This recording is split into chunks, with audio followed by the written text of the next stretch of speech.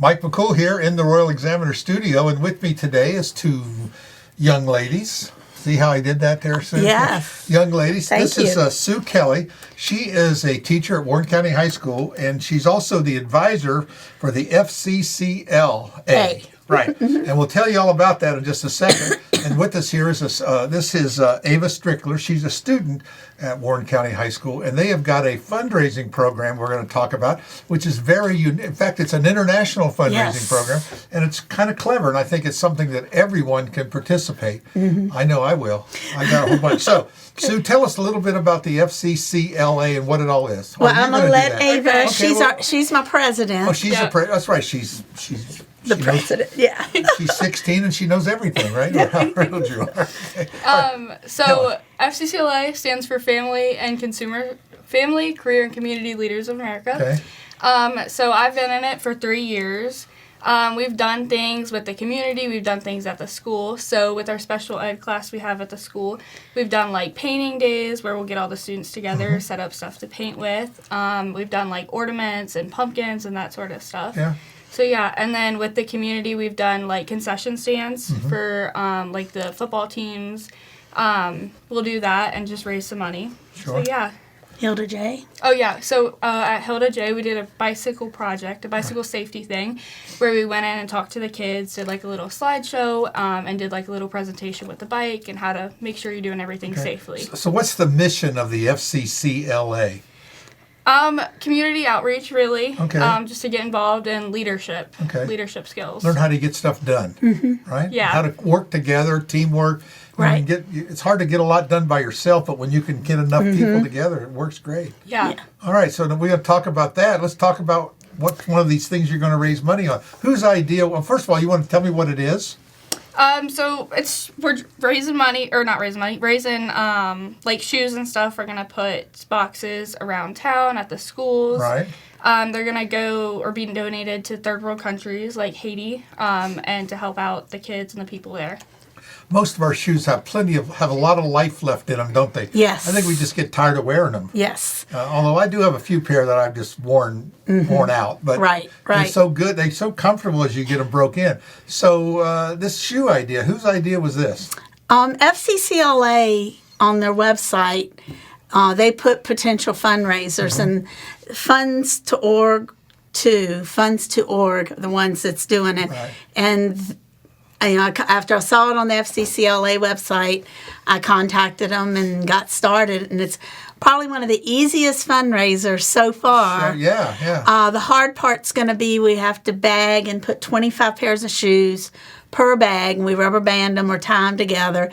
And we're shooting for 100 bags. Okay. 2,500 pairs of shoes. 2,500 It pairs sounds like of shoes. a lot, but that's probably about 10 people. Yeah. Well, and that's why we're outreaching to the community. We'd like to have that support. Sure. We have boxes in every school in the county. Fitness Evolution, CNC Ice Cream, Famous Footwear. They all have boxes. And we're going to have March 23rd a drive-by drop-off in front of the Blue Ridge Hospice. Okay. And then April 20th, we're going to have another drop-off drive-by in front of Famous Footwear. All right. So it runs from now till April 20th, 21st, but he said it'd be at least 5 days after our end date before they come pick up. Okay, gives you time to get them all bagged up. So how many students do we have in this program? We have 20. Okay. I have 20 9th through 12th grade that are working and helping with it. We also, the money that we had another fundraiser, we sold socks. We raised $300 and some for that, gave $200 to a student who has cancer at school to help with the bills.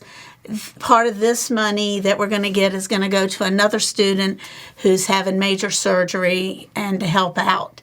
2,500 pairs of shoes gets us $1,000. That's pretty good. That's an easy fundraiser. Yes. It sounds easy anyway. Yeah, and anything over 2,500 shoes, it's 40 cents a pound they'll be paying us. Oh, they pay by the pound, not by the shoes. Right. We're going to load them heavy shoes up. We want work boots. Yes.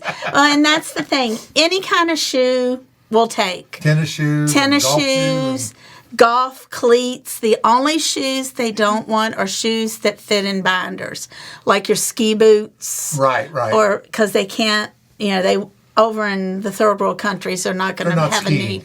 Right. And what the shoes do, they send them to these different places. Haiti is the example that they give us. And they don't just give them to them. They set up micro enterprises because there aren't any jobs there, and this gives them a job. It teaches them self-sufficiency, gives them an income. And they don't sell them real expensive. It's just teaching them how to, and makes them feel good. Right. If you've ever watched any videos on YouTube about places like in Thailand and India, where they'll take nothing and make stuff out of it, and they'll take these shoes, recondition them, change the soles, do stuff, and then basically you'll end up with a pair of shoes that look brand new. Right. And it's amazing what people that have a little initiative and do that and just it's just fantastic. Yes. I watched one last night on a guy made an electric car out of parts, and he took it to his friend, and he was a woodworker, and he built a whole body and everything out of wood, out of pallets. Took them pallets, took them all apart. Wow. So I'm just saying, when you got all done, it was gorgeous. I'd like to have one, So, but I've seen them do all sorts of projects out of old plastic things. When they got all done, they ended up making the parts and melting it down, and then turned the thing, and then made pellets and made lawn chairs out of it. So it's just amazing what they take scrap and junk that we are going to throw away, and people that can convert that into something that's really good. And that's what they'll do with these shoes. Yes. Yeah. Yeah, everybody's got shoes in their closets. Oh, multiple pairs. And, you get rid of these old shoes, and it gives you an excuse to go buy more. My daughter had a yard sale, and I've come up there, and she said, "Oh yeah, I just took some of your old shoes out. Oh, it's okay. Did you find them? Oh yeah, 13 pairs she found." And I buy the same brand, same color, same everything. And I'll wear them for a couple months, and they kind of break down. And one guy bought all 13 pairs. She sold them for $1. $200 shoes. She had them for I wasn't maybe that much, but you know what I mean. I said, know what you mean. All of them, they were still good. She said, "Yeah, but they were cluttering up your closet." So this guy come by. "You got any more?" And they were his size, and they were great, and he loved them. Bought all 13 pairs. So that's kind of what this is. These are people that they'll find something. I mean, I go down to Goodwill and look through. I donated a whole bunch of my Hawaiian shirts, and I'm sitting at LD's one morning. This guy walks in. I said, "Boy, I really like the Hawaiian shirts." He said, "Yeah, I got a whole bunch of them." I said, "Where'd you get them?" He said, "Goodwill." I said, "I thought it looked familiar." A name thing. They got rid of my shirts without my knowledge, So, where's those Hawaiian shirts at? "Oh, I got rid of those." "You don't wear them." "I wear them every day." Yeah. So, but yeah, we have a lot of stuff like that in our closet, and this is a great collection. Yeah, it's good. And they told me, and reading up on it, people have used this fundraiser for adoption to help, like a fundraise for if they want to adopt. Sure. Communities have used it to raise money for the recreation. Sure. So it's a really good fundraiser. I wish we had known about it sooner and could have made it a yearly thing. And I'm retiring this year. Oh. This is it for me. Well, we're going to go out big, right? We're going to go out with be your biggest one you've done. Yes, and she'll still be here, and she's going to push and help whoever comes in with FCCLA. Yeah. So Well, she's a junior, so she's got another she's good got year another left. year. Yep. Well, maybe 2. No. She better not. Mama better not want to hear that. No, Mama don't want to hear that. But yeah, this is a great thing, and I like it that you're doing it for another student. I think that's a really great idea. There's always sorts of, and we don't realize that, when you're in school, you don't really know people's circumstances, Right. Or students, and most people don't share them, and so, and most people don't want a handout, Right. And the one student at first they didn't want anybody to know anything about Exactly. it, but as it came along and the bills, then it came up. Like you say, $300 one time. That don't sound like much, but it goes a long way. It does. And it's because the bills do pile up, and sometimes you may have insurance to cover some of the medical part, but you have to go travel and stay in a motel, and that's the what a gas lot of this and the is. food and little things like that you just like I say, a lot of times they're covered, with their insurance, but they just don't have those extra little monies. And we do a lot of things for the teachers. We try to celebrate the different holidays and things, and we'll do things and make things and give them. So the money helps to just boost the teachers' morale. Well, people need to give a little bit. It's great. I always tell them, remember, the blessing is not in the receiving, but it's in the giving.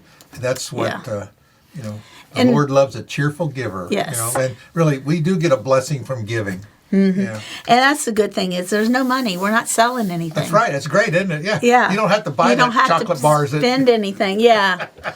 Yes. Yeah. And if I'll call you up when I can find 13 pair. You'll come get them, right? Yeah. Yeah, we'll come back here and get them from you. Yeah. This is great. So we'll go ahead and put this up. We'll put all the links to your website and put the locations of where they're going to be. And then maybe we'll come back. We still got a whole month and a half left. Let me add this. This was an old flyer. Oh, okay. I've already updated it. So I got the old one. Yeah. The only thing different. Famous shoes. Famous footwear. Oh, excuse me.